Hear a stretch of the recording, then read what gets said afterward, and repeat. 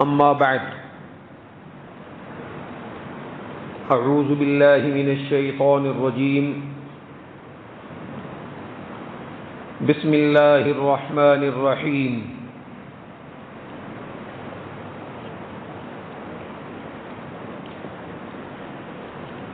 إنا أعطيناك الكوثر فصل لربك وانحر ان شانئک هو الابتر۔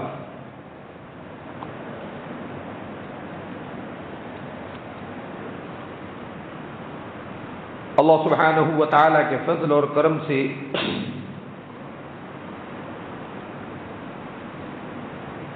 ذو الحجہ کا مہینہ چل رہا ہے۔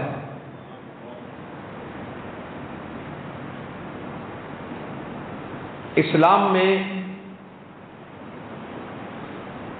4 اشہر حرم ہیں۔ اشہر حرم حرمت یعنی عزت اور احترام والے مہینے، عزت اور احترام والے مہینے یہ 4 ہیں۔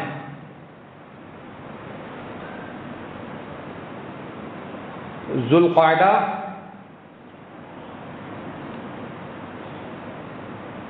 ذی الحجہ، محرم اور رجب۔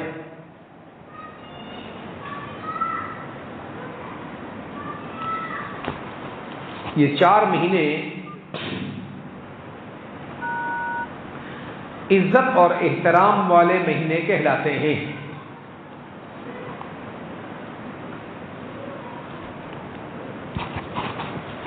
یہ اسلام میں نہیں بلکہ یہ تکوین کائنات ہے۔ ایک ہوتی ہے تشریع یعنی شریعت، تے شین را یا عین، تشریع عین کے ساتھ ایک تشریع ہے، اس کا مطلب ہا کے ساتھ، اس کا مطلب ہوتا ہے کسی چیز کی وضاحت کرنا، تشریح کرنا۔ ایک ہے تشریع یعنی کسی چیز کو بطور شریعت کے اللہ کا حکم مقرر کرنا، یہ تشریع ہے، اس کو شریعت کہتے ہیں۔ یہ کون مقرر کرتا ہے؟ بند کر تشریع اور شریعت کون مقرر کرتا ہے؟ صرف اللہ سبحانہ و تعالی۔ اللہ سبحانہ و تعالی کی شان الوہیت ہے کہ وہ کسی کام کو بطور شریعت کے مقرر فرمائیں اور اس پر یہ بتائیں کہ اس کام کا ثواب ہے اور یہ کام گناہ ہے۔ شریعت کا حکم مقرر کرنا اللہ کا کام ہے، کسی کام پر، کسی عمل پر ثواب اور گناہ بتانا بھی کس کا کام ہے؟ اللہ کا کام ہے۔ یہ اللہ کی شان الوہیت ہے۔ اسی لیے کہا جاتا ہے اور قرآن شریف میں بھی یہ بات موجود ہے کہ بدعت شرک کے قریب قریب ہے۔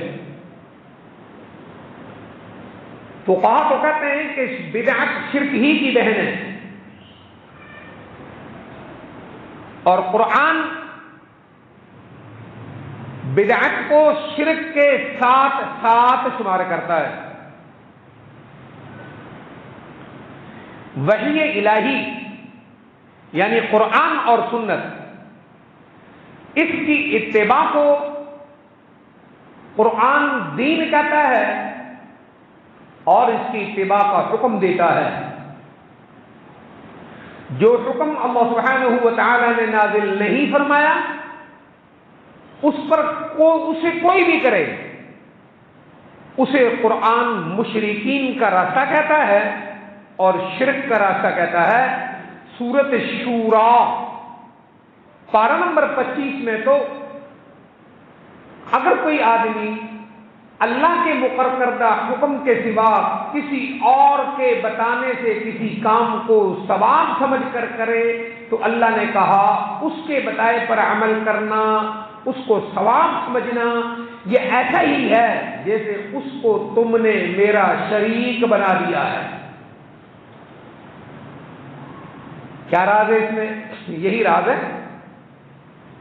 کہ شریعت کا عمل ثواب اور گناہ بتانا کس کا کام ہے؟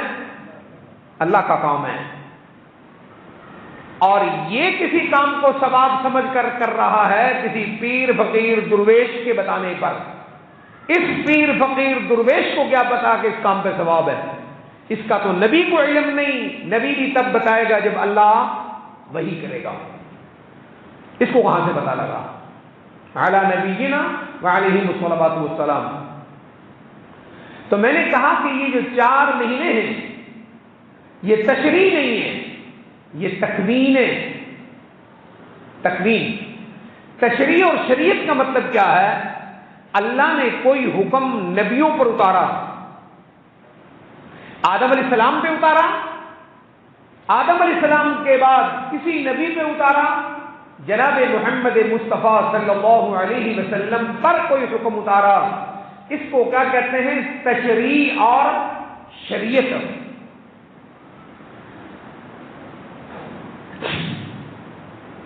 اور یہ جو 4 مہینوں کی حرمت ہے، یہ 4 مہینے قابل احترام ہیں، ان کی تعظیم ہوگی۔ یہ تشریع و شریعت نہیں، یہ تکوین ہے۔ تکوین کیا؟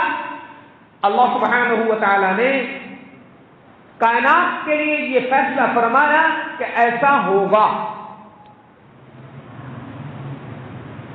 یہ کب فرمایا؟ کائنات کے پیدا کرنے سے پہلے فرمایا، جب نبی پیدا بھی نہیں ہوئے تھے، جب مخلوق جن کو شریعت کا حکم دینا ہے وہ پیدا بھی نہیں ہوئی تھی، اس وقت جو فرمایا اس کو تکوین کہتے ہیں۔ یہ تکوین قریب قریب ہے تقدیر کے۔ تقدیر اور تکوین یہ دونوں قریب قریب ہیں، لیکن ان میں تھوڑا سا فرق ہے۔ بہرحال ہم تکوین کی بات کر رہے ہیں۔ تکوین کا اس سے کوئی تعلق نہیں ہے کہ نبیوں پر وہ حکم نازل ہوگا، نہیں۔ بسا اوقات نبی کو تکوین کا پتہ بھی نہیں ہوتا، یہ قرآن میں موجود ہے، یہ قرآن شریف میں موجود ہے۔ تکوین کی مثال، اچھا پھر تکوین جیسے اللہ نے کر دیا وہ ویسے ہی ہوتا ہے، اس میں کوئی تبدیل کرنا چاہے تو تبدیل کر سکتا نہیں، اور نمبر 2 اگر کوئی تبدیل کر دے تو وہ تبدیلی چلتی نہیں، وہ چلتا نہیں۔ اس کی مثال دیتا ہوں تکوین کی۔ آسمان 7 ہیں، یہ کیا ہے؟ تکوین ہے، مخلوق کے پیدا ہونے سے پہلے بنانا۔ آسمان کے بنانے سے پہلے اللہ کریم نے فیصلہ فرمایا آسمان کتنے ہوں گے؟ 7۔ اب کوئی اس کو 8 کر سکتا ہے؟ کرنا چاہے اگر کوئی اتنا بڑا لینٹر ڈال دے، مشرق سے مغرب تک، شمال سے جنوب تک، اتنا بڑا لینٹر اگر کوئی مشینی دور کے ذریعے ڈال دے، اب کا کیا خیال ہے؟ وہ چلے گا؟ نہیں چلے گا۔ تو وہ اس کو 8ویں آسمان کا نام دے دے، وہ کبھی بھی 8واں آسمان، تو آسمانوں کا 7 ہونا یہ اللہ کی تکوین ہے۔ زمینیں 7 ہیں، زمینیں 7 ہیں، کیسے 7 ہیں یہ ایک علیحدہ امر ہے، لیکن زمینیں 7 ہیں۔ وہ زمینیں 7 کیسی ہیں یہ ایک الگ بحث ہے، لیکن زمینیں 7 ہیں۔ اللہ کریم نے قرآن شریف میں فرمایا اللہ الذی خلق سبع سماوات ومن الارض مثلہن يتنزل الامر بينهن لتعلموا ان الله على كل شيء قدير وان الله قد احاط بكل شيء علما. قرآن پاک میں 28 سپارہ ہے نا جی، 28 سپارے میں سورۃ طلاق ہے. سورۃ طلاق اس میں ختم ہوتی ہے. جو میں نے آیت پڑھی سورۃ طلاق کی آخری آیت ہے. اس میں اللہ کریم نے واضح فرمایا کہ آسمان کتنے ہیں؟ 7. آگے کیا فرمایا؟ وَمِنَ الْأَرْضِ مِثْلَهُنَّ، زمینیں بھی آسمانوں جیسی ہیں. اب وہ جیسی ہونے کا مفہوم بہت وسیع ہے. زمینیں آسمانوں جیسی کیسی ہیں؟ بڑا وسیع سمندر ہے. اس میں سے ایک معنی یہ بھی ہے کہ زمینیں 7 ہیں جیسے آسمانوں کی تعداد کیا ہے. اب یہ اللہ کی تکوین ہے، اس میں کوئی قوم کوئی کچھ اور کر سکتا ہے؟ نہیں کر سکتا. یہ تکوین ہے. انسان ایسے پیدا ہوگا، انسان کی تخلیق ایسی ہوگی، ایسی صورت ہوگی، انسان کی ایسی شکل ہوگی، اتنی آنکھیں، سر سے لے کر انسانی جسم میں پیر تک جو کچھ نظام ہے یہ اللہ سبحانہ و تعالیٰ کی تکوین ہے. اس میں کوئی رد و بدل نہیں کر سکتا. کر سکتا ہے؟ ساری دنیا کے ڈاکٹر اگر چاہیں کہ انسان پیدا ہو رہے ہیں، ان کی ناک آگے ہے، میں انسان کی ناک کو پیچھے کرنا چاہتا ہوں، کر سکتا ہے؟ نہیں کر سکتا. دنیا میں ایک گدھا پیدا ہوا تھا، اس نے ایک کھوتا پیدا ہوا تھا، اس نے کیا نظریہ، وہ ڈارون کا نظریہ اس نے دیا جی. اس نے بڑا عجیب نظریہ پیش کیا اور وقت میں ثابت کیا یہ جھوٹ ہے. اس کے نظریے کے ماننے والوں نے اس پر لکھا کہ یہ سارا ہی جھوٹ ہے. وہ اللہ کی تکوین کا مقابلہ کرنا چاہتا تھا، وہ تکوین چل سکتی. دنیا بڑی بکواس کرتی تھی، اس نے بھی بھیڑ بنا دی ہے. اس ڈارون کے نظریے کے تحت یہ کتا پیدا ہو گیا ہے. ابھی امریکہ میں ایک ایسا انسان پیدا ہو گیا ہے. آج تک بکواس کے سوا کوئی چیز حقیقت میں نہیں ہے. یہ تکوین ہے، اسے کوئی کر سکتا نہیں. اللہ اکبر. ایسے ہی اللہ کریم نے ایک تکوین بنائی. دنیا کا ایک نظام ہوگا، دنیا کا ایک نظام ہوگا، اس میں سورج اور چاند ہوگا.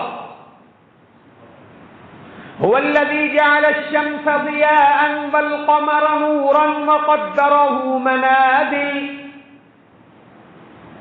یہ دنیا کا نظام ہے. هو الذي جعل الشمس ضياء، سورج روشن، والقمر نورا، چاند منور، وقدره منازل، سورج اور چاند کی اپنی منزلیں ہوگی، ان کے درمیان یہ چلے گا. لِتَعْلَمُوا عَدَدَ السِّنِينَ وَالْحِسَابُ. دنیا میں پھر ایک حساب ہوگا، دنیا میں ایک گنتی ہوگی، وہ حساب اور گنتی. لِتَعْلَمُوا عَدَدَ السِّنِينَ، سال ہوں گے، سالوں کی گنتی ہوگی، ان گنتیوں میں حساب ہوگا. اللہ کہتا ہے یہ تکوین میں نے بنائی ہے. کس نے بنائی ہے؟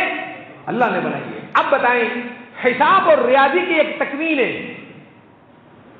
حساب اور ریاضی کی ایک تکوین ہے جو اللہ نے بنائی ہے. آج اگر کوئی ریاضی کے اندر تبدیلی کرنا چاہے کر سکتا ہے. 2 دوری 4 یہ تکوین ہے. 5 دونی 10، 10 دونے یہ تکوین ہے. اس کو کوئی بدل سکتا ہے؟ یہ اللہ کا بنایا ہوا نظام ہے. لِتَعْلَمُوا عَدَدَ السِّنِينَ وَالْحِسَابُ. گنتیاں، چاہے وہ گنتی عام ہو یا وہ سالوں کی گنتیاں ہو یا وہ حسابوں کی گنتیاں ہو، یہ کس نے مقرر کی ہے؟ اللہ نے مقرر کی ہے، اس میں کوئی تبدیلی نہیں کر سکتا، اگر ہے تو کر کے دکھائے۔ یہ اللہ کا نظام ہے۔ کہو سبحان اللہ و بحمدہ سبحان اللہ العظیم۔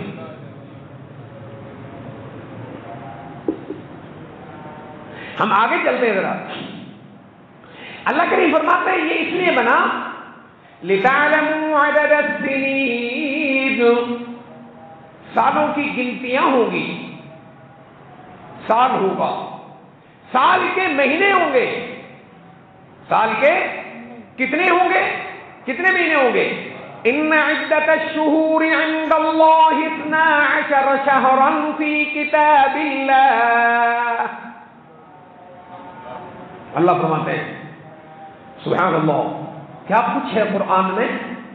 ہاں، ان عدت الشہور، مہینوں کی سال ہوگا، سال میں مہینے ہوں گے، مہینوں کی گنتی فی کتاب اللہ، اللہ کی تکوین میں یہ لکھا گیا کہ مہینوں کی گنتی ہوگی کتنے؟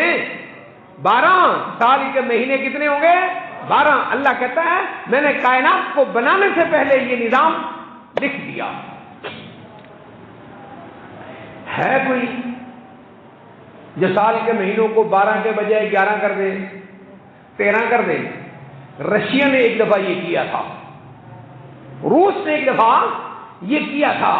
اس وقت ایک بزرگ تھے، انہوں نے کہا روس اس کا الٹ بنتا ہے سور۔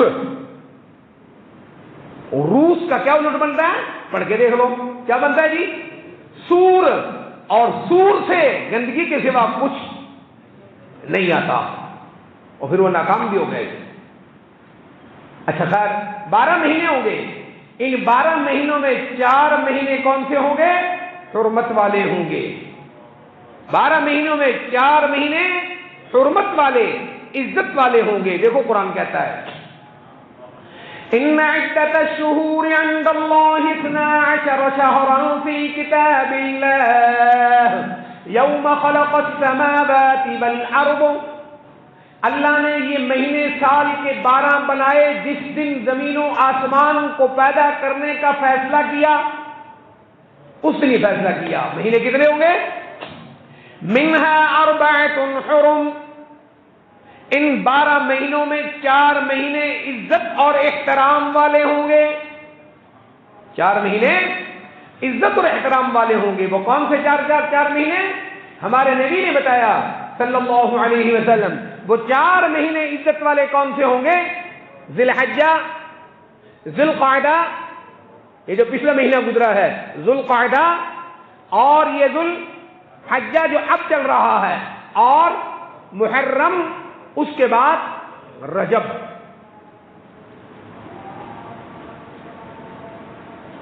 اللہ اکبر۔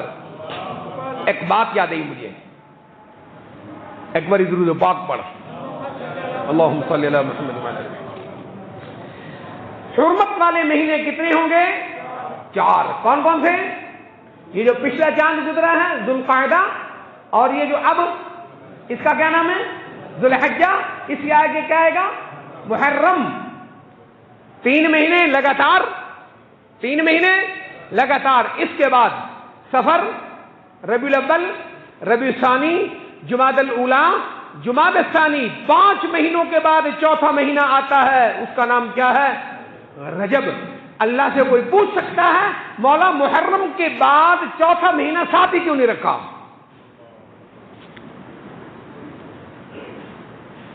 کوئی پوچھ سکتا ہے؟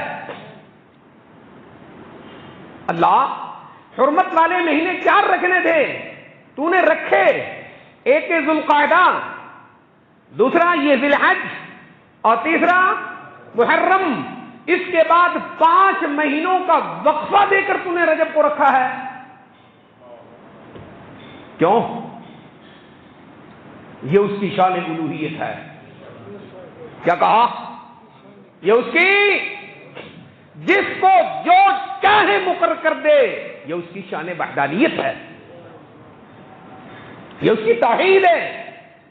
کوئی اس کو نہیں پوچھ سکتا 3 مہینے مسلسل، مولا اس میں کیا حکمت ہے کہ 5 مہینے کے وقفے کے بعد تو نے رجب رکھا ہے، اس کے ساتھ ہی رجب کیوں نہ کر دیا؟ یہ اس کی شان الوہیت ہے، یہ اس کی شان معبودیت ہے، یہ اس کے معبود ہونے کا معنی ہے۔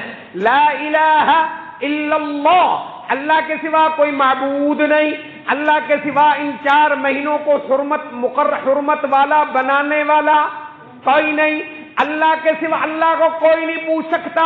یہ 3 مہینے اکٹھے، 4تھا مہینہ 5 مہینوں کے بعد، یہ اس کا معبود ہونا ہے۔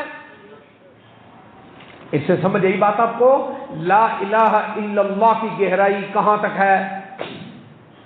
خیر، یہ 4 مہینے حرمت والے تکوین ہیں، یہ ایسی تکوین ہے محمد صلی اللہ علیہ وسلم سے پہلے بھی مشرکین مکہ ان 4 مہینوں کا کیا کرتے تھے؟ احترام کرتے تھے، آپس میں قتل و غارت کرتے نہیں تھے۔ باپ کا قاتل سامنے موجود ہے، کوئی اس کو ہاتھ، بلکہ اس کو مہمان بنا کر اپنے گھر میں کھانا کھلاتے تھے۔ اب یہ حرمت والا مہینہ ہونا یہ شریعت نہیں، یہ محمد صلی اللہ علیہ وسلم کی شریعت سے بہت پہلے سے یہ حکم چلا آ رہا ہے۔ امید ہے بات سمجھ آئیے، آ گئی ہے؟ اب آگے چلتے ہیں ہم تھوڑا سا۔ مشرکین مکہ کیا کرتے تھے؟ کان کھولی ذرا، آپ کو کیا کہا اللہ نے؟ مشرکین مکہ کرتے یہ تھے، ان مہینوں کا احترام کرتے تھے۔ وہ کیسے احترام کرتے تھے؟ وہ رجب کے اندر، کس مہینے میں؟ رجب میں جانور ذبح کرتے۔ کیا کرتے؟ کون؟ ابو جہل کی برادری۔ کس کی؟ وہ جانور کو ذبح کرتے، اس کو کہتے عتیرہ۔ کیا کہتے؟ عتیرہ، عین تے یہ رے ہا، عتیرہ۔ اس کو ذبح کیوں کرتے تھے؟ وہ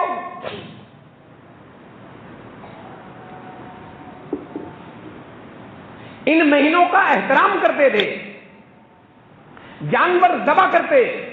کیوں ذبح کرتے تھے؟ بابے راضی ہو جان۔ بولو، کون راضی ہو جائے؟ ہمارے بت راضی ہو جائیں۔ یہ بت راضی ہوں گے تو اللہ راضی ہو جائے گا۔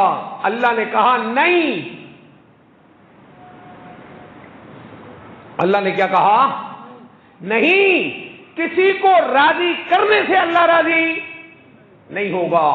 اللہ کی رضا کا ایک ہی طریقہ ہے جو اس نے طریقہ خود مقرر کیا اور اپنے نبیوں کے ذریعے تمہیں بتایا، بس یہ اللہ کی رضا کا طریقہ ہے۔ امید ہے میری بات سمجھ آ گئی؟ پھر سمجھو، مشرکین مکہ ان 4 مہینوں کا کیا کرتے؟ احترام کرتے، ان کی عزت کرتے۔ احترام کیسے کرتے؟ رجب کے مہینے میں کیا ذبح کرتے؟ جانور، اور جانور ذبح کر کے کیا کہتے؟ ہمارے باپے راضی ہوں گے۔ یہ بت اللہ کے مقرب ہیں، یہ نبی مقرب ہیں، یہ ولی مقرب ہیں، اللہ کے بزرگ بندے ہیں، ہم نے ان کی مورتیاں بنا کر ان کی خوشنودی کے لیے کر رہے ہیں۔ ان کی روحیں اللہ کے پاس ٹھہری ہوئی ہیں، جب جو کچھ ہم ان کو راضی کرنے کے لیے کریں گے، ان کی روحوں کو پتا ہے وہ اللہ کے دربار میں ہماری سفارش کریں گی اور اللہ ہم سے راضی ہو جائے گا۔ یہ کرتے تھے کون؟ مشرکین مکہ۔ اللہ نے کیا کہا؟ اللہ نے کہا اللہ راضی ہوگا، اللہ کو راضی کرنا ضروری ہے، لیکن اللہ کیسے راضی ہوگا؟ اس کی رضا کا ایک ہی قاعدہ ہے، اس کی رضا کا ایک ہی قاعدہ ہے۔ وہ قاعدہ کیا ہے؟ وہ اللہ کی رضا کا راستہ تمہیں اللہ کے نبی نے بتایا ہو، اس طریقے پر کرو تو اللہ راضی ہوگا۔ اور یہ عقیدہ رجب کا تمہیں نبیوں نے بتایا لو میں تمہیں نبی کے ذریعے ایک عمل دے رہا ہوں جس سے اللہ راضی ہوگا. ہاں سمجھ آ رہی ہے میری بات؟ اللہ نے کہا میں تمہیں اپنی رضا کے لیے تمہارے نبی محمد صلی اللہ علیہ وسلم کے ذریعے تمہیں ایک عمل دے رہا ہوں, اسے کرو, اس سے اللہ کیا ہوگا؟ راضی ہوگا. اس کو کہتے ہیں قربانی. امید ہے میری بات سمجھ آ گئی. نہیں آئی؟ پھر کان کھول, قربانی کس لیے آئی ہے؟ سبحان اللہ. مشرکین جانور کو ذبح کرتے, اس میں شرک کا حصہ ہوتا. اس میں کیا ہوتا تھا؟ شرک کا حصہ. اللہ کو کسی عمل کے ذریعے جو اللہ نے بتایا نہیں, ایسے عمل کے ذریعے, ایسے بندے کے ذریعے جس پر اللہ نے اپنی رضا کا فیصلہ کیا نہیں, چاہے وہ عالم ہے, وہ پیر ہے, وہ مولوی صاحب ہے, وہ درویش ہے, وہ حضرت ہے, وہ زندہ ہے, وہ مردہ ہے, اس کو اختیار کر کے بندہ کہے اس کے راضی کرنے سے اللہ راضی ہوگا, چاہے وہ مال ہے چاہے وہ جان ہے, یہی اصل شرک ہے. امید ہے میری بات سمجھ آ رہی ہے. ہاں اللہ کی رضا کا راستہ نبی کا راستہ ہے. کون سا راستہ ہے؟ وہ کرتے تھے عتیرہ, اس میں شرک کی بدبو تھی. اللہ نے کہا مجھے یہ پسند نہیں, مجھے جو عمل پسند ہے میرا نبی تمہیں دے رہا ہے. قرآن پاک, میرا نبی تمہیں دے رہا ہے. ہمارے نبی نے ہمیں کیا دیا؟ پھر قربانی دی. اچھے طریقے سے بات سمجھ آ گئی ہے؟ پھر ایک دفعہ سمجھو, قربانی کس کی جگہ پر ہے؟ شرک کی جگہ پر. شرک والی ملاوٹ سے, شرک والی ملاوٹ والی جو گندگی تھی جس کو انہوں نے قربانی کا نام دے رکھا تھا, اللہ نے اس شرک والی, اس ملاوٹ والی, اس گندگی کو امت سے ہٹایا, اس کی جگہ پر توحید والی قربانی دی. اس کو کہتے ہیں قربانی. امید ہے میری بات سمجھ آ گئی. اب ذرا ایک بات سمجھیے, اب بھی اگر کوئی آدمی قربانی ایسی کرتا ہے جس میں شرک کی ملاوٹ پائی جاتی ہے,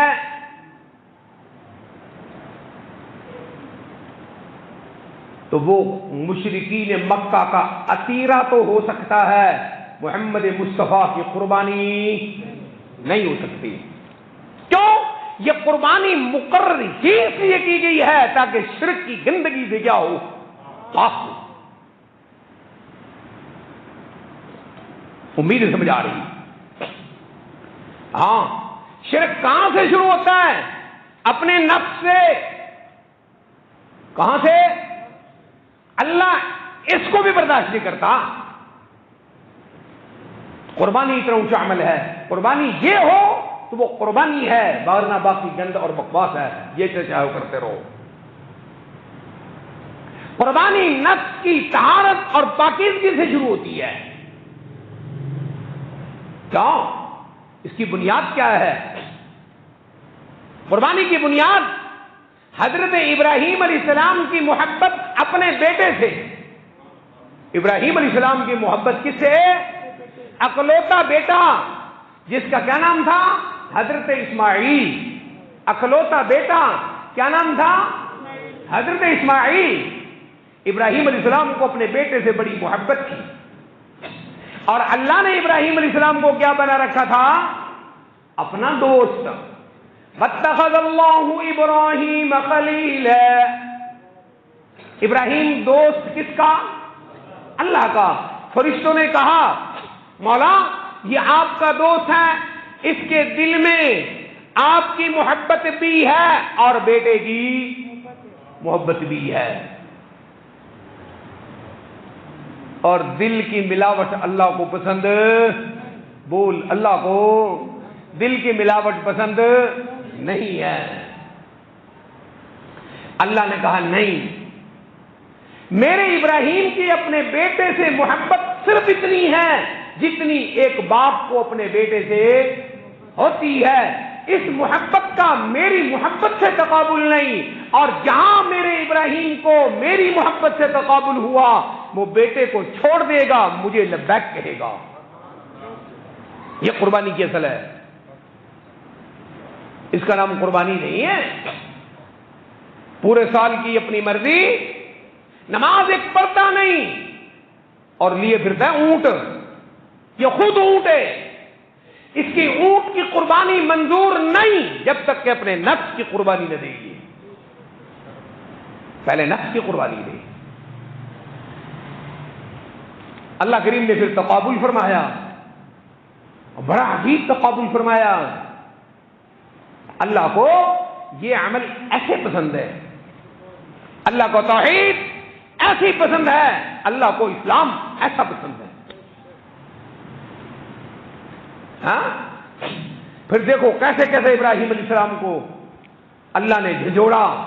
پہلے کیا کہا؟ اے ابراہیم، اس نوجوان بیوی کو جس کا صرف ابھی ایک ہی بیٹا ہے، جوان بیوی ہے نا، اس بیوی کو اور اس بیٹے کو ایسے جنگل میں، ایسی جگہ میں چھوڑ کے آؤ جہاں نہ انسان ہو نہ پانی ہو، جہاں نہ انسان ہو نہ پانی ہو، وہاں اس کو لے کے جاؤ اور وہاں اس کو چھوڑ کے آؤ۔ یہ ذرا غور کیجئے۔ اللہ اکبر۔ ربنا انی اسکنت من ذریتی بواد غیر ذی زرع، اللہ اکبر۔ ربنا انی اسکنت من ذریتی بواد غیر ذی زرع عند بیتک المحرم، ایسے جنگل میں چھوڑ کے آیا ہوں جہاں نہ پانی ہے، نہ کھیتی کے قابل کوئی چیز ہے، کچھ بھی نہیں ہے، وہاں چھوڑ آیا ہوں۔ کس کے حکم پر؟ ابراہیم علیہ السلام نے کس کا امتحان دیا؟ اپنے دل کی محبت کا امتحان دیا۔ کس کو؟ خدا کو۔ اچھا، کہا اللہ اکبر۔ اللہ کریم نے جب یہ بیٹا جوان ہو گیا، کیا ہو گیا؟ کہتے ہیں کہ یہ 21-22 سال کا فاصلہ ہے۔ کتنا؟ بعض نے اسے کم بھی لکھا ہے۔ قرآن یہ کہتا ہے، میں یہ کہتا ہوں 21-22 سال کا جنہوں نے لکھا، کیوں لکھا ان کی سمجھ اپنی ہے، لیکن قرآن یہ حد مقرر نہیں کرتا۔ قرآن یہ کہتا ہے کہ اتنے دنوں کا فاصلہ ہے کہ اسماعیل علیہ السلام اتنے ہو گئے تھے کہ بھاگنے پھرنے لگے، اتنے بڑے ہو گئے تھے۔ آپ کو اندازہ ہے؟ ذرا غور کیجئے، جب اکلوتا بیٹا ہو اور وہ ہلکا پھلکا بھاگنے لگے تو باپ کی محبت اس سے مزید بڑھ جاتی ہے، بڑھ جاتی ہے، بڑھ جاتی ہے۔ ہم کیا سمجھ رہے ہیں؟ قربانی کی اصل کیا ہے؟ کیا سمجھ رہے ہیں بھائی؟ قربانی کی اصل اونٹ ذبح کرنا نہیں، سارے اللہ کے حکموں کو توڑ کر چھترے بھگانا نہیں، اللہ کے سارے حکموں کو توڑ کر بکرے بھگانا نہیں ہے، سنڈے بچے نہیں، اللہ کے سارے حکموں کو ذبح کر کے چھرا پھیرنا قربانی نہیں ہے۔ اس کو قربانی نہیں کہتے۔ قربانی اس کو کہتے ہیں جو اس نہج پر ہو، اس کو کہتے ہیں قربانی۔ سب سے پہلی بات، قربانی شرک والے جانور کی جگہ پر توحید والا جانور ہے، شرک والے عمل کی جگہ پر توحید والا عمل ہے، اس کا نام قربانی ہے۔ کہاں سے شروع ہوتا ہے؟ نفس کی قربانی سے شروع ہوتا ہے۔ اس نفس کو کمال کر کے اللہ کے حکم کی پابندی سے شروع ہوتا ہے، وہاں سے شروع ہوتا ہے یہ۔ جب تک اس نفس پہ قدم نہیں، جانور اونٹ بکرا چھترا کٹا، اس کی گردن پر چھرا رکھنے کا فائدہ نہیں ہے۔ جی قرآن کہتا ہے اور کیجیے، لن ينال اللہ لحومها، لن ينال اللہ لحومها ولا دماؤها، نہ اللہ کو تمہارے گوشتوں کی ضرورت ہے،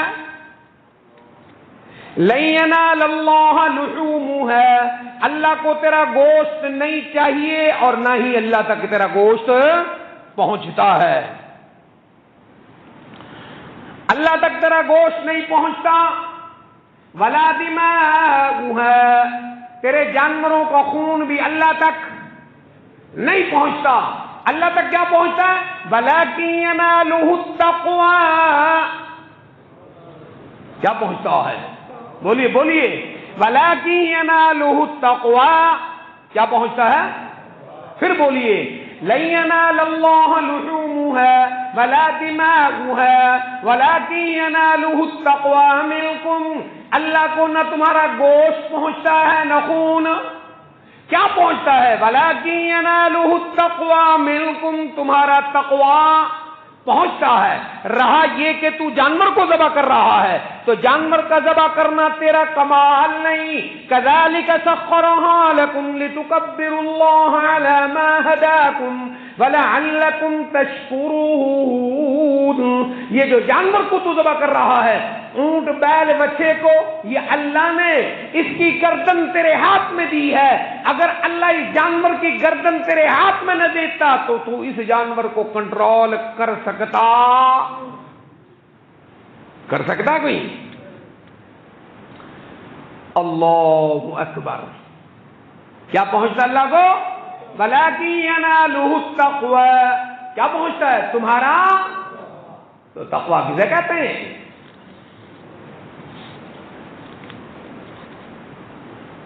کسے کہتے ہیں تقوی؟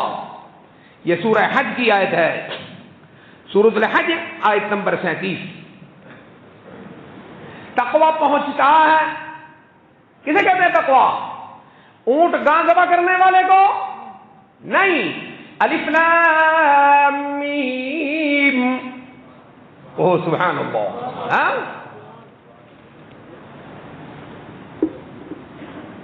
اللہ نے ایسی قسمتی دی ہے جو اللہ کے دوست کی اور اللہ کے دشمن کی پہچان کروا دیتی ہے۔ اللہ کے دوست جو اس کے قریب ہیں وہ اللہ کے دوست ہیں، جو اس سے جتنا دور ہے اتنا ہی اللہ کا دشمن ہے، وہ اتنا ہی اللہ کا دشمن ہے، جو اس کے قریب ہے وہ دوست ہے۔ اس سے ہٹا ہوا انسان کبھی اللہ کا دوست نہیں ہو سکتا۔ الف لام میم، سبحان اللہ، ذالک الکتاب لا ریب فیہ، اس میں جو کچھ بتایا جا رہا ہے، لا ریب فیہ کا معنی کرتا ہوں، لا ریب فیہ، اس میں جتنے بھی عمل، جتنے عقیدے، جتنے قول، جتنے فعل، جتنی مجلسیں، جتنے زمانے، جتنے وقت، جتنی جگہ جن کو اچھا کہا گیا ہے، ان کی اچھائی میں لا ریب فیہ، کوئی شک نہیں ہے، وہ اچھائی ہے۔ اللہ اکبر، لا ریب فیہ، جن عملوں کے بارے میں اس میں تمہیں بتایا گیا ہے کہ یہ عمل تمہیں کہاں تک پہنچاتے ہیں؟ اللہ تک پہنچاتے ہیں، ان عملوں کے ذریعے یقین رکھو تم اللہ تک پہنچو گے، اللہ تک اس عمل کے نتیجے میں آخری منزل اللہ ہے، اللہ اس منزل پہ ملنے میں لا ریب فیہ، کسی کو شک ہونا نہیں چاہیے۔ اللہ اکبر، اگر اس نے تمہیں یہ کہا ہے عقیدہ توحید سے اللہ تک پہنچ سکتے ہو تو اللہ کی وحدانیت سے تم اللہ تک پہنچو گے، بس کسی قسم کی شرک کی ملاوٹ سے تم اللہ تک پہنچ سکتے، چاہے نبیوں کو شریک کرو، ولیوں کو کرو، جنوں کو کرو، فرشتوں کو کرو، زندوں کو کرو، مردوں کو کرو، اللہ تک نہیں پہنچ سکتے تم۔ اللہ تک پہنچنے کے لیے قرآن کہتا ہے توحید چاہیے، کیا چاہیے؟ اللہ کی وحدانیت پر پختگی چاہیے. قرآن کہتا ہے اللہ تک پہنچنے کے لیے الذین یقیمون الصلاۃ، کیا چاہیے؟ بولو کیا چاہیے؟ نماز چاہیے. نماز کیا چاہیے؟ کہیں قربانی کا نام ہے قربانی کا نام؟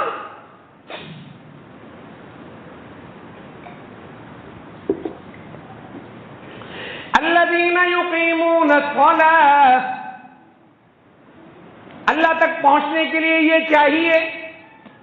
وَمِمَّا رَزَقْنَاهُمْ يُنْفِقُونَ، کیا چاہیے؟ اپنے مال میں، غور کرو، اپنے مال میں اپنی ماں کا حصہ دیکھنا چاہیے. ہاں اب تیرے پاس مال ہے، تیری ماں کہیں بھوکے تو نہیں بیٹھی ہوئی، تیرا باپ تو کہیں بھوکا نہیں ہے. وَمِمَّا رَزَقْنَاهُمْ يُنْفِقُونَ، تیرے رشتہ داروں میں کوئی غریب تو نہیں. وَاعْبُدُوا اللَّهَ وَلَا تُشْرِكُوا بِهِ شَيْئًا وَبِالْوَالِدَيْنِ إِحْسَانًا وَذِي الْقُرْبَى وَبِذِي الْقُرْبَى وَالْيَتَامَى وَالْمَسَاكِينِ وَالْجَارِ ذِي الْقُرْبَى وَالْجَارِ الْجُنُبِ وَالصَّاحِبِ بِالْجَنبِ وَابْنِ السَّبِيلِ وَمَا مَلَكَتْ أَيْمَانُكُمْ إِنَّ اللَّهَ لَا يُحِبُّ مَنْ كَانَ مُخْتَالًا فَخُورًا. الَّذِينَ يَبْخَلُونَ، سبحان اللہ، الذین یبخلون ویأمرون الناس بالبخل ویکتمون ما آتاهم اللہ من فضلہ وأعتدنا للکافرین عذابا مہینا. والذین ينفقون اموالهم رعاء الناس ولا يؤمنون بالله ولا باليوم الآخر ومن يكن الشيطان له قرينا فساء قرينا. یہ کہتا ہے قرآن. آخری بات میں کیا کہا ہے؟ یہ تقوی پہنچتا ہے. تقوی کیا ہے؟ ذالک الکتاب لا ریب فیہ ھدی للمتقین، جو اس پر چلیں، نمازیں، پھر اللہ کی راہ میں اپنوں پر خرچ کرنا ہے. اس میں بخل کنجوسی، بولو اس میں بخل کنجوسی نہیں کرنی ہے، کھول کے دینا ہے. افضل خیش تو بات درویش، لوگ مسجدوں کو دیتے ہیں، مدرسوں کو دیتے ہیں، اپنے پڑوس میں غریب بھوکا مر رہا ہے. کیوں؟ مسجد پہ لگے ہوئے، مسجد پہ لگائے گا، مدرسے پہ لگائے گا، مسجد والے اس کے نام کی باہر تختی لگا دیں گے. جب اپنے کو دے گا تو وہاں کوئی تختی نہیں لگے گی. یہ تقویٰ یہ پہنچتا ہے. دیکھو میں نے جتنی آیتیں پڑھی ہیں اس میں کہیں اونٹ دمبے کا حکم نہیں آیا ہے. ان کاموں کے بعد دمبا اونٹ بھی ہے، تقوی کے بعد ہے. کس کے بعد ہے؟ تقوی میں سب سے پہلے عقیدہ توحید، تقوی میں اس کے بعد نمبر نماز، اور تقوی میں اس کے بعد نمبر زکات، اور تقوی میں اس کے بعد روزہ، تقوی میں اس کے بعد حج، اس کے بعد افعال خیر، اس کے بعد ہے قربانی، اس کے بعد ہے قربانی. امید ہے میری بات سمجھ آ رہی ہے. اور کیجئے، توجہ کیجئے. یا ایھا الذین آمنوا، کس کو کہہ رہا ہے قرآن؟ بولو مجھے اور آپ کو کہہ رہا ہے کہ انڈیا پارک ہے، باڈرو پارک کے اندر پہ ہے. مجھے کہہ رہا ہے. سب سے پہلے محمد صلی اللہ علیہ وسلم کو کہہ رہا ہے، اور آپ کے قدموں کے خلاف خدا ہم سے مخاطب ہے. یہ پیارے نبی کی برکات میں سے ایک برکت ہے کہ تمہیں خدا کی ملاقات نصیب ہے. پیارے نبی کی برکات میں سے ایک برکت ہے تمہیں قیامت تک کے لیے قرآن اللہ نے محفوظ کر دیا. پیارے نبی کی برکات میں سے ایک برکت ہے قرآن کے الفاظ اللہ کی آواز ہے، رسول اللہ کی سنت اور حدیث رسول اللہ کی آواز ہے. تمہارے پاس امت کے پاس خدا کے سانس موجود ہیں، قرآن کی صورت میں، رسول اللہ کے سانس موجود ہے، احادیث اور سنت کی صورت میں۔ اس سے بڑھ کے امت کو کیا چاہیے؟ کیا کسی نے خوب کہا ہے؟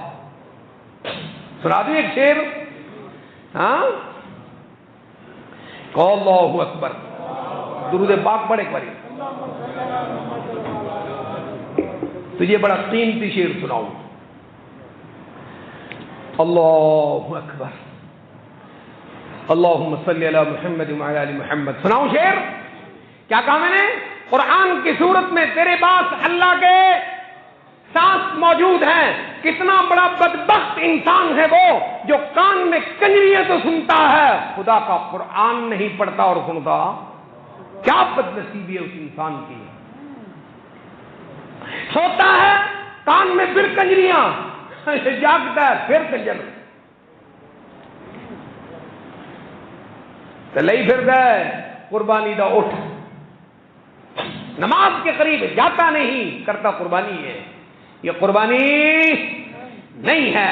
قربانی کی اصل کہاں سے شروع ہوتی ہے؟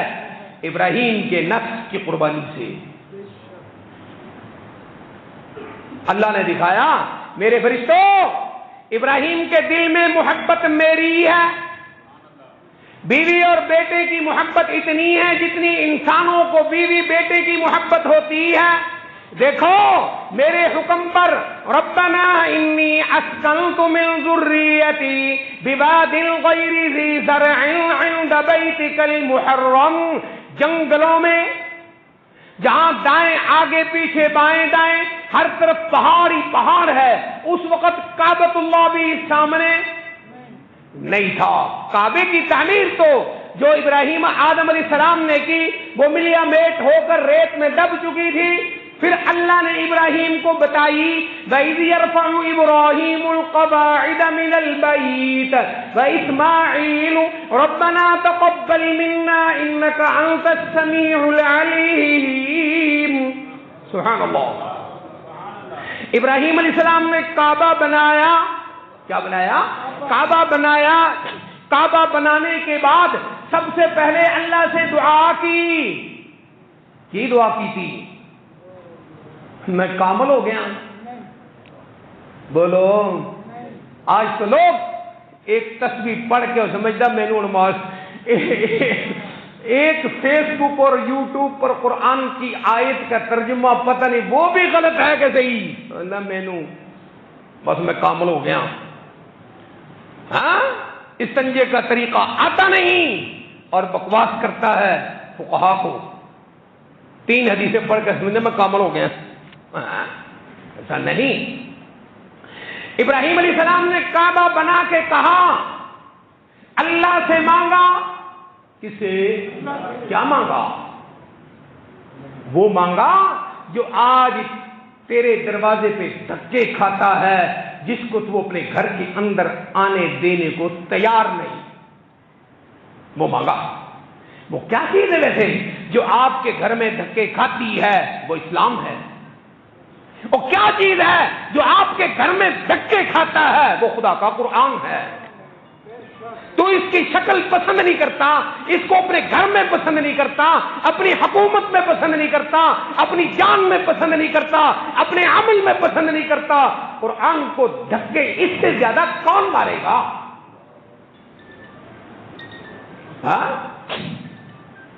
کیا مانگا ابراہیم علیہ السلام نے؟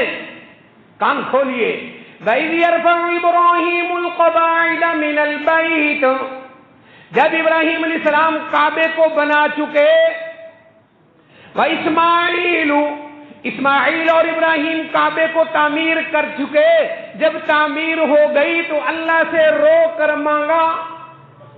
کیا مانگا؟ رو کر مانگا۔ کیا بتاؤں؟ ربنا وجعلنا مسلمین لک، اللہ ہمیں اسلام کی دولت عطا فرما دے۔ کیا مانگی؟ کس نے؟ او بول، کس نے؟ او کس نے؟ کون ہے؟ تیرے دربار کا ملنگ ہے، اللہ کا نبی ہے، جد الانبیاء ہے، نبیوں کا دادا ہے۔ نبیوں کا دادا ہے، محمد صلی اللہ علیہ وسلم کے دادا ہیں. ہاں آپ اسماعیل السلام کی اولاد میں نا، تو ابراہیم علیہ السلام اسماعیل السلام کے باپ ہیں. وَاذْكُرْ فِي الْكِتَابِ إِبْرَاهِيمَ، وَاذْكُرْ فِي الْكِتَابِ إِبْرَاهِيمَ إِنَّهُ كَانَ صِدِّيقًا نَبِيًّا. ہماری دوستی میں وہ سچے تھے. وَاذْكُرْ فِي الْكِتَابِ إِبْرَاهِيمَ إِنَّهُ كَانَ صِدِّيقًا. نبی اونچا ہوتا ہے کہ صدیق؟ آپ سے پوچھتا ہوں شان کس کی زیادہ ہے؟ بولو. قرآن کیا کہتا ہے؟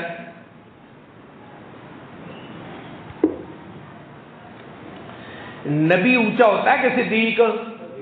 دیکھو قرآن کہتا ہے اولئک الذین انعم اللہ علیہم من النبیین والصدیقین.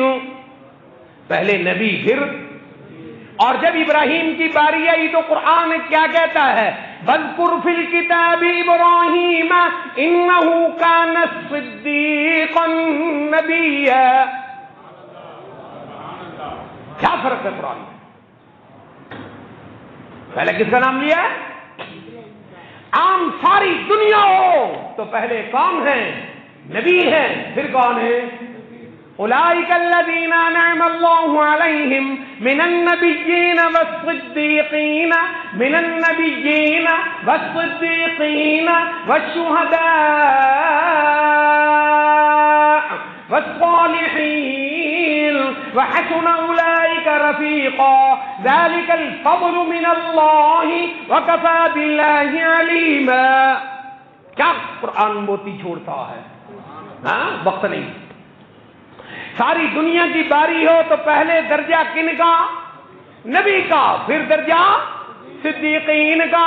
باری آئی ابراہیم کی، کس کی؟ قرآن نے کیا کہا؟ اللہ اکبر کہو، اللہ اکبر. وَاذْكُرْ فِي الْكِتَابِ إِبْرَاهِيمَ إِنَّهُ كَانَ صِدِّيقًا. کیا کہا؟ إِنَّهُ كَانَ صِدِّيقًا نَبِيًّا. پہلے درجہ صدیق کا، پھر درجہ نبی کا. اللہ کہتا ہے ابراہیم صدیق تھا، سچوں کا امام تھا. کیوں سچوں کا امام تھا؟ ہماری دوستی میں سچا. بول صدیق. ابراہیم اللہ کہتا ہے میری دوستی میں سچا. ابراہیم اللہ کہتا ہے میری خلت، میری دوستی میں سچا. کیوں سچا؟ باپ کی باری آئی. کس کی؟ باپ کا اور اللہ کے حکم کا مقابلہ آیا. باپ کے حکم کو ابراہیم نے چھوڑ دیا، اللہ کے حکم کو اختیار کر لیا. کہو اللہ اکبر. ابراہیم سب سے پہلے صدیق ہے، میرا سچا یار ہے. کیوں یار ہے؟ مقابلہ آیا میری شریعت کا اور ابراہیم علیہ السلام کے باپ کا. ابراہیم نے میری شریعت کو گلے سے لگایا، باپ کو چھوڑ دیا. قرآن یہی تو کہتا ہے وَاذْكُرْ فِي الْكِتَابِ إِبْرَاهِيمَ إِنَّهُ كَانَ صِدِّيقًا نَبِيًّا. آگے کہتا ہے اِذْ قَالَ لِأَبِيهِ. اپنے باپ سے کہا. کسے؟ اذ قال لأبيه يا أبت لم تعبد ما لا يسمع ولا يبصر ولا يغني عنك شيئا. یا ابتی، میرے باپ. یا ابت انی قد جاءنی من العلم ما لم يتبعك یا ابت لا تعبد. یا ابتی انی قد جاءنی من العلم ما لم یاتک فاتبعنی اهدک صراطا سویا. یا ابتی، یا ابتی لا تعبد الشیطان ان الشیطان کان للرحمن عصیا. یا ابتی. ابتی کس کو کہہ رہا ہے قرآن؟ باپ کو. کس کو؟ ابراہیم میرا صدیق ہے. باری آئی میری اور ان کے باپ کی. ابراہیم نے مجھے گلے سے لگایا، میرے حکم کو دل میں جگہ دی، باپ کو چھوڑا. کتنی دفعہ اعلان کیا باپ کو چھوڑنے کا؟ غور کیجئے. اذ قال لأبیہ، اپنے باپ سے کہا. کتنا ہو گیا؟ ایک. یا ابتی قد جاءنی من العلم. کتنے ہو گئے؟ دو. یا ابتی یا ابت فاتبعنی اہدک یا ابت لا تعبد الشیطان. کتنے ہو گئے؟ 3. یا ابت انی اخاف ان یمسک عذاب من الرحمن فتکون للشیطان ولیا. کتنی مرتبہ کہا اپنے باپ سے؟ 4 مرتبہ کہا تجھے چھوڑتا ہوں اپنے رب کے حکم کو لیتا ہوں. اللہ کہتا ہے یہ ہے میری دوستی. کیا بول اچھی بول. تو نہ کابر، تم نہ پریشان ہو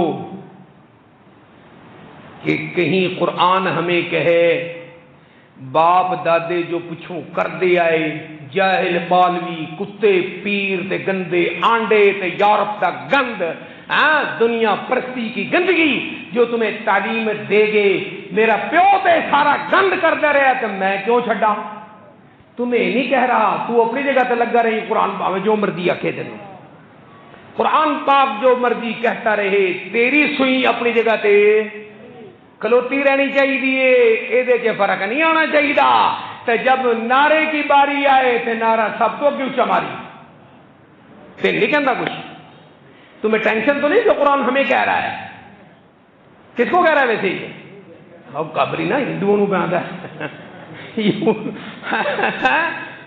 ایڈے یو خبیث نے جو کہتے ہیں یہ آیتیں یہودیوں کے حق میں، یہ آیتیں عیسائیوں کے، یہ فلاں کے تیرے حق یہ کیا آیا ختم دے چوڑ. اب تمہیں کہہ رہا ہے، عبدالحق کو کہہ رہا ہے قرآن. ہاں بذکر فی الکتاب ابراہیم انہ کان صدیقا نبیا. باپ کی باری آئی، باپ کو چھوڑا اللہ کو. ہیں اللہ اکبر. میرا ابراہیم اکیلا تھا. کیا تھا؟ ایک طرف پوری بادشاہت تھی نمرود کی. کس کی؟ نمرود کی.